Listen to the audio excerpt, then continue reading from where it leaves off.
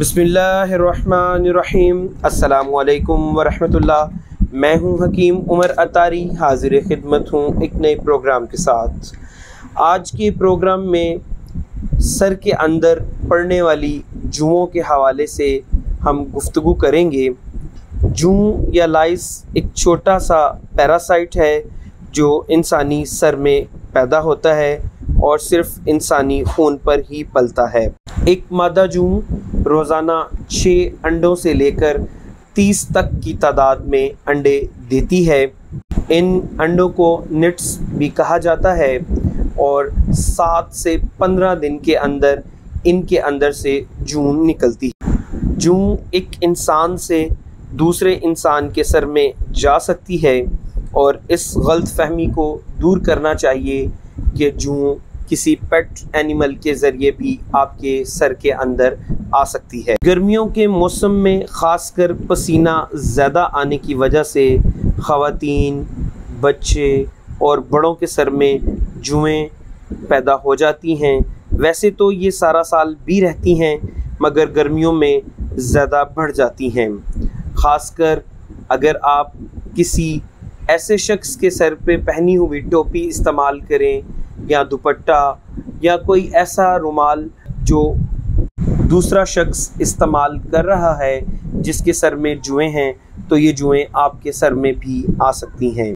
तरह तरह के एंटी लाइस शैम्पू और हर्बल रेमेडीज़ या घरेलू टोटकों के इस्तेमाल के बावजूद आप इन जुओं से जान नहीं छुड़ा पा रहे, तो आज आपको एक शानदार हर्बल रेमेडी बताने जा रहा हूँ जिसका इस्तेमाल आपके सर से जुओं और लीखों को ख़त्म कर देगा। जुएं सर का खून चूस कर अपनी ना सिर्फ तादाद बढ़ाती हैं बल्कि ये जिस्म में खून की कमी का बाइस भी बनती हैं और मुख्तलिफ़ इन्फेक्शंस पैदा करती हैं। बच्चों में ख़ासकर खून की कमी का बाइस होती हैं, याददाश्त की कमज़ोरी पैदा करती हैं और बार बार सर खुजाने की वजह से सर में ज़ख़म हो जाते हैं। उन ज़ख़मों में पीप या इन्फेक्शन पैदा करती हैं। एंटी लाइस हर्बल रेमेडी के अज्जा नोट कर लें। पारा 10 ग्राम, पारा यानी मरकरी 10 ग्राम, आंवला सार गंधक पाउडर 70 ग्राम।